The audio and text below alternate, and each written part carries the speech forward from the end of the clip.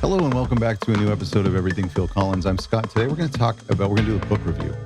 We're going to do a book report. Remember those? I've got two books that we're going to talk about today from the same author, from the same series. And some of you maybe have already picked these up. Here they are, right here. This is from author Martin Popoff, who's Canadian. We'll talk about him in a second. Let me hide my bookmark here. These are quite dog-eared because I've had these now for a couple months.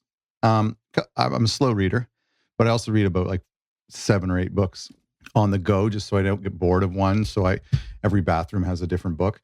Every coffee table has a different book, and I just kind of rotate through them. But these have been my priority reading, and we'll talk about why there's two. I think you can probably guess, and what this is, and what I think about this, and whether or not I think you should get it. Spoiler alert. I do. Spoiler alert. That's hard to say. Spoiler alert. I think you should get them. And there's a link in the description of this video, but let's go through these books. Okay, so what we have here is the first book, and this has been done in the Genesis world before, kind of separating the Peter years and the Phil years, although this book here is called Entangled. It's called Genesis on Record, 1969 to 1976.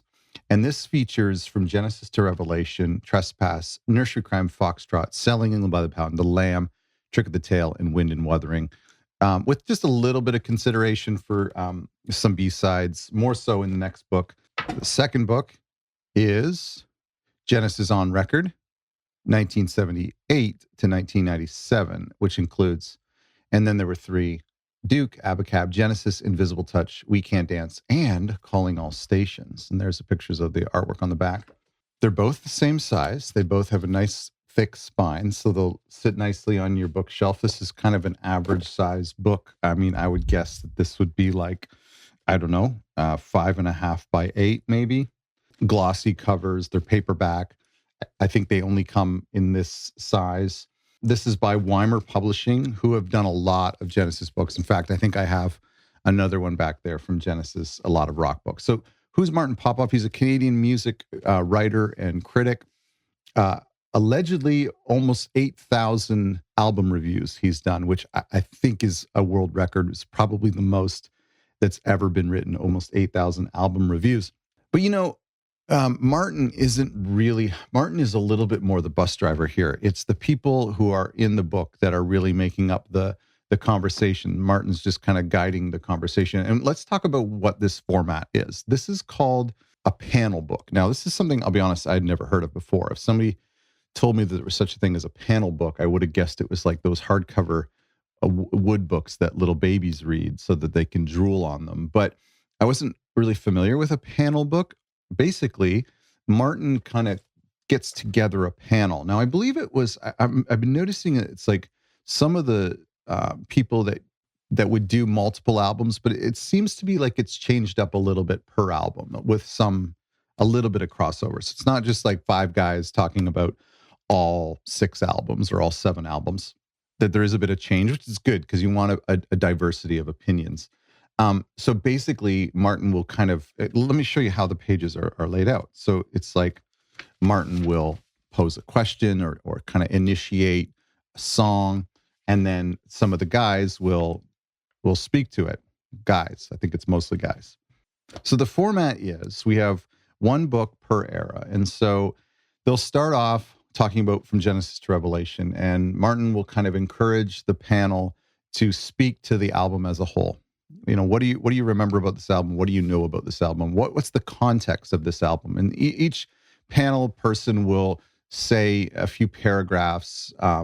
It's all done very naturally. It's very conversational based, but it's cleaned up. It's edited, so it's not a lot of ums and LOLs and stuff like that. And then they'll go track by track, and so they'll talk about each song. Piece of advice: if you are reading this book, you kind of need to be doing it when you're listening to the album, especially albums that you're maybe not overly familiar with. I felt like, or deep cuts, you know what I mean? If they're talking about like an individual transition track on The Lamb, I felt like there was times, especially in the earlier stuff, where I was putting my headphones on at night while reading it to be listening to what they're talking about. Because when they're talking about, oh, what's that 12-string guitar? Who's playing that in the left ear? Well, there's a little organ sound in the right ear. And it's like, no matter how big of a Genesis fan you are, you may need to be reminded of that. So listening to these albums while reading the chapters, and each chapter is quite long. I mean, they're going song by song, and at the end, they kind of wrap it up a little bit. Another really cool thing is what they do is they add some context. So they give you information about who produced the song, when it was recorded, where it was recorded, the songwriters, the track listing, the release date, the singles. Another thing I really love about it is the timelines. So each chapter provides a timeline and some context as to what they're doing. What's really cool about this timeline, especially as you get into this book, they'll tell you that Face Value was being released while they were recording, while they were on a break, and while Mike was recording such and such album, and Tony would release this album, and then a couple of months later, Peter would release this album, and then Invisible Touch the single would be released. And so it shows you like a little bit of a cool timeline around every album. So when you get to Invisible Touch, it'll say, here's what was happening in the world. This is when Phil released No Jacket Required. This is when Tony released Still. This is when Sledgehammer was first released, and just kind of being able to see that, oh my gosh, all of these things, GTR, the living years afterwards, like all these things were happening, and you start to realize, oh my gosh, here's this time period, especially 1985, 86, 87, where you had the living years, No Jacket Required, so Invisible Touch, all within this like little window. So that's very cool. Those chronological timelines are very fun. Now that's pretty common in other Genesis books. But then when you get into talking about the songs, you're able to, it helps that it's put you into that context. Before we continue to talk about panel books and the format of panel books, let's just answer the question real quick. Why do we need another Genesis book? Like, do we need another Genesis book? I think I would be honest and say that a historical, like the history of Genesis, I really don't need, unless somebody were to like do their life's work and do a deep dive and create a massive Bible that included bootlegs and everything. Like maybe, and maybe if it was graphic design really nicely and photography or whatnot, like if there was something we just haven't seen. But when it comes to just like a paperback, black and white reference or historical Charterhouse this, Phil's divorce this, none of us need that, right? Of course, we're open to a Peter Gabriel biography, an official one, or a Tony Banks autobiography would be amazing, or any type of new information, especially if it's coming from the guys themselves. There's a new magazine coming out. What we hear is some new information about the Lamb. I'm not opposed to new books about Genesis, but I certainly have no interest in like a new history book because I don't think I'm going to learn anything. So these panel books is a different approach. And basically what it is like the conversations we have every day on Facebook, in our Facebook groups, or on a subreddit, Genesis subreddit, or even with our friends. Although I don't have a ton of friends that will talk to me about Genesis, but the conversations we have here, that's what these books are, is people just sharing their thoughts and their memories and some objective, some subjective stuff, which we'll talk about in a minute. And I feel like I have an unsatiated appetite for that kind of stuff. Let me show you something real quick. Many years ago, was it, who releases? Uncut released this Genesis magazine. The whole magazine is about Genesis, Phil Collins, Peter Gabriel, Steve Hackett. It goes album by album. It talks about the history of the album, some of the press clippings of the day. So what did people think about it when it came out? A little bit of a history of, they review each track with a star rating, album cover, quotes from the band. This book took me about 3 months to read. Sorry, this magazine, because every night before bed, I would read about another album. And I think there's something like, the question for you is, you think, well, why do I need a book where people are talking about Genesis? Or why do I need to even read another book about Genesis? I think that this, to me, it's like, why do Christians read the Bible every day, right? Why do Mormons read the Book of Mormon every day? There's something about going to bed or waking up and immersing yourself into the history of the music, or just the music itself, just people talking about Supper's Ready, or people talking about Mama, and just kind of sitting in that moment and thinking about that. For me, that's what I like. It's what you like, I know, because you're watching this channel, or you have these conversations on Reddit or Facebook, or these arguments, or whenever somebody posts, hey, let's rank the top 10 album openers from all of the Genesis albums. Everybody's keen to get involved with that. Or what's your top 5 favorite Genesis albums, or top 10 favorite solo albums from the artist from Genesis. Everybody loves to participate in that. We love to kind of sit and bathe in Genesis, in our own filth. Anyway, I read this front to back, and and that was years ago. This was when this came out was 2019, and so that's a long time ago. I'll probably start reading through it again. I found that Martin's books to be very similar. And that's why I've been actually going slow, because Martin sent me these. Thank you, Martin. He sent me these a couple months ago, and I really would have loved to have had them completely read before I did this review, but I felt like we were due to get this review out. And I'm only halfway through both books. I've almost finished this one, but I'm about halfway through this one. I think the reason being is because I'm in no hurry. I really, really enjoy before bed or in my morning post coffee. I really enjoy just kind of sitting in that Genesis moment and thinking about an album. I've really enjoyed. I would recommend this. Instead of starting with this one and getting to this one next, I've been reading them both in tandem, mostly for this review so that I could be caught up, but also just because I could read a little bit about from Genesis to Revelation. At the same time, I'm reading about, and then there were three. And so by the time I'm reading about The Lamb, I'm also reading about Invisible Touch. That dichotomy, that like contrast is very fun, although you might want to read them chronological. Do you get both or do you just get one? Well, for Martin's sake, I think you should get both. But I think like it really makes sense that people who are fans of this era, which is me, really have, take some time to study this era, and then vice versa. And I'll talk about how that has affected me in a minute. Well, somebody said to me, when we talked about these panel books, somebody said to me about these books, I was talking to someone and they're like, why wasn't it just a podcast? Like, couldn't this just be a podcast? And it's true. I mean, you just have these somewhat experts, Genesis fans, led by one host, who are just talking about album by album. This is very much what Tabletop Genesis have done over the past 10 years or so. So why couldn't this just be a podcast? Well, I think it could be. Obviously, it very well could be. And AI could probably transcribe the PDFs into, having Matthew McConaughey pretend this is a real podcast or something. But I think that it definitely could be. And we have those. We have YouTube channels by very handsome people like myself. But what I love about this is, again, it's the ritual. It's to say, why can't a panel book be a podcast? It's cheaper. It's easier to consume. Correct. But it's like, why can't a vinyl record just be on Spotify? It is. It's there if you want it that way. But we all like to sit down and drop the needle on Foxtrot and sit in our living rooms and listen to the album on our stereo. And so that's why I think these should exist more so than just a podcast. That's because, like I mentioned, I like to sit and enjoy and immerse myself in the conversations of Genesis. When these books are done, I'll be disappointed. I'll be upset. I'll be sad, because it was a nice little ritual just to feel like, when you're listening to a podcast, you feel like you're there in that conversation. Oftentimes I'll have to put the book down for a second to kind of synthesize my own thoughts about whatever it is they're talking about. Also, from the perspective of a podcast, these are very well edited. And there's no ums, there's no LOLs, it's very evergreen. There's no, hey, how's it going? How was your weekend? That kind of nonsense. It's very clean cut and straight to the point. That's why I appreciate it. Okay, let's talk about the pros and cons of these books. I'm going to start with the cons because I do want to, there are a little bit of things to be critical about.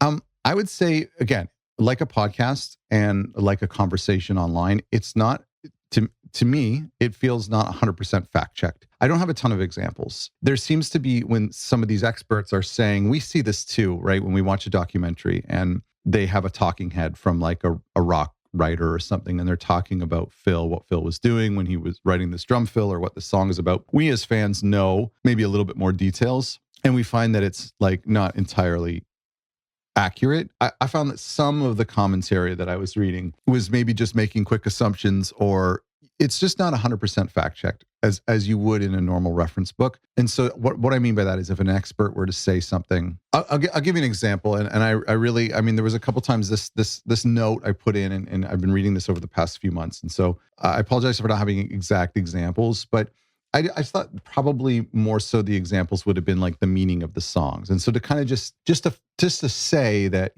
this song, Misunderstanding, is about Phil's divorce, or to say that Phil was still writing about his divorce with Man on the Corner, or not Man on the Corner, but with some of the songs on, I think it was maybe No Reply at All that was referenced as a divorce song. I just felt like there was like some meaning behind who wrote the song and what they were thinking. I mean, we know with Phil, like there was no meaning behind In the Air Tonight, that the divorce meaning was shoehorned in after the fact. I Don't Care Anymore maybe was, he was kind of redigging up that divorce angle. Same with I Cannot Believe It's True. I just felt that there was a little bit of song meanings attached, or some of like lyrical intent by the author, or by the songwriters, that maybe isn't 100% true. Again, this is conversations. And so if a journalist is writing a book, there's a lot more fact checking that has to go on, but less so when it's a conversation, right? If somebody just says something, I just felt that there was a little bit of confidence in some of the panelists in saying something that may not have been 100% accurate. But panel books are ultimately people's opinions, and I think that's fine. And I think that that brings me to another con, is that I think there was slightly irrelevant details from the guests, and so it's hard to balance, because when people say that, I was a teenager when this album came out, and I biked down to the store, I bought the record, I brought it home, I pressed play, dropped the needle. The first song I heard was Mama or Invisible Touch, and I was taken aback. I didn't like that progression at all. I didn't like that song, that sound. I was like, okay, on one hand, I really appreciate that type of personal context, because it's like, oh, so there were diehard fans who followed along from, say, maybe Duke, and then there were three. And then by the time they first heard Invisible Touch or Mama, they were like, what is this? The counterpoint to somebody who shares this incredible experience where they bought a Iron Maiden record and they bought Shapes at the same time. And because Mama was really dark and spooky, and so they were kind of expressing their goth side, their dark side a little bit, with the Shapes album. So to see, that there were people who thought Shapes at the time, if you had bought this dark, spooky album, you would have been like kind of this like mysterious art rock lover at the time. And now we know it's like Phil pop album, it's sort of like, anyway, I found that those contexts were really good. So why is this a con? Well, I don't know. Sometimes I feel like if somebody shares, like, everybody pigeonholes a song. And so when one of these panelists would say that, oh, I consider this to be a folk album, or I consider this song reminds me a lot. Whenever I hear this song, for some reason, I think of Count Basie, or for some reason, I think of Herb Alpert. They didn't say that. But like sometimes, like, oh, for some reason, I always just think of Rush's album when I hear this. Those to me don't mean anything. Like, I guess for some people it might, drawing a connection, but I don't know. What I'm complaining about here is that you have a panel of people who are subjects, and they have subjective opinions, and some of their subjective opinions I loved, and other of their subjective opinions I had felt no need for. And so how do you pick through that? You can't really. I'm just trying to find something to complain about. I mean, on the same note, the context can sometimes ruin a song for you. And I'm not, has nothing to do with the book, but sometimes if you learn about people's context of a song, when you hear that song again, it changes things for you. Even the context of a song, even if it's Phil or the band who talks about it, and I think even in this book, they reference that a little bit, where it's kind of like, I don't really want to know what Mama's about. I don't really want to know, this happened to me with Take Me Home. I always just thought that was a beautiful, beautiful song about somebody longing to go home. And then when you kind of think about it, of this guy like trapped in an insane asylum, it kind of takes away from the song a little bit. It's like, imagine like when you hear Fix You by Coldplay, everybody's thinking about this guy or girl who's trying to help their loved one is broken or sad or whatever. I'll try to fix you. But imagine if we find out it was about a mechanic who just had this love for this classic car, and every time he was working on this car, he's like, I'm going to, get your headlights working again. I'm going to fix you. And he's talking to an old car. If you found out that was the actual meaning, now every time you heard Fix You in the dentist office, you'd be like, this is weird, man. Some guy's like obsessed with a car. I just ruined that song for you.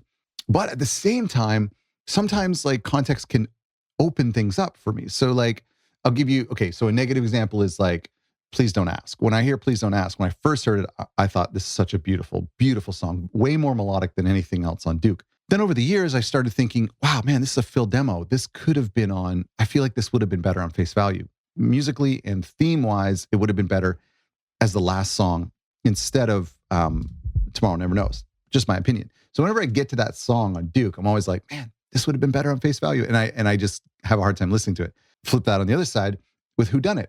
Whodunit is kind of universally a not loved song from Genesis. But as I start to think about the context about this band who would take really, really weird chances with like The Lamb or Supper's Ready or Mama or I Can't Dance, that Whodunit was just one of those times where they just took a weird chance and it didn't necessarily pay off. And the label wanted this song to be on there. And so when I listen to it, I listen to it a little more sympathetic, a little more empathy for that time period where, it's kind of like Mama. Like if they took a chance with Mama and the laughing and it paid off. They took a chance with Whodunit and it being kind of weird and simple and it didn't really pay off. And so for that reason, I can enjoy Whodunit a little bit more because I'm like, oh, you know what? There could have been a world where this would have been a hit song. Okay, the pros. Every album is given a fair share.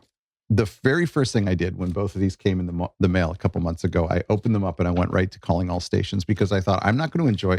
I'm a very, very sympathetic Genesis fan. I'm an apologist for all eras with a lean towards the later stuff. So I went straight to Calling All Stations because I'm like, I'm not going to read these books if these guys are just going to be crapping on Genesis all across the board. Everything after Foxtrot is going to get crapped on, or everything after The Lamb.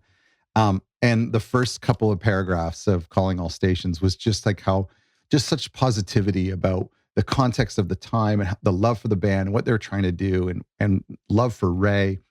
And so that warmed me up to read the rest of these books, knowing that there was so much positivity and objectivity really in that regard. And so every album in here is given its fair shake. There are people who are critical of every album in certain ways, and there are people who praise every album. I was blown away, especially in this book here. I was blown away by the love for Abacab and Shapes. I've been recently really getting into diving into those records because I grew up in the Invisible Touch, We Can't Dance era, and so then I went back to the beginning later on in life to start to appreciate that Trespass, Foxtrot, Selling England era. Everything in between, there is this kind of interesting period, the Abacab, maybe Duke, Abacab, Shapes era. I've been realizing recently just how unbelievably clean and the audio quality is of those two records. And I was just surprised how many panelists said that Abacab was their favorite Genesis record, and how many people said that Shapes was their favorite Genesis record or second favorite Genesis record. And sometimes I feel like that could be true for me too. I just feel like there's pop elements missing in the earlier stuff, and then there's some prog elements missing in the later stuff. And so maybe that's why this kind of, and it could even be from like Trick of the Tail to Shapes that seem to be like the sweet spot for some people. But I was really surprised by the love. And again, I feel like I have some guilty pleasures. I haven't gotten to the We Can't Dance chapter yet, but I have some guilty pleasures. And I think it's comforting to know when people are like, yeah, you know what? I really do love that song. I've talked on this channel about how Way of the World is like, I just love that song. And some people were like, yeah, me too. I think when I first started this channel, one of my favorite Phil Collins records, oftentimes my favorite Phil Collins record was Both Sides. And I thought that was like universally the one that people hated the most. And I found out that like, I am not alone by any stretch of the imagination. So that's kind of cool. Not entirely predictable responses too. One of my best pros I can say is that it's not predictable. So we get to the Foxtrot chapter and we get to talking about Supper's Ready.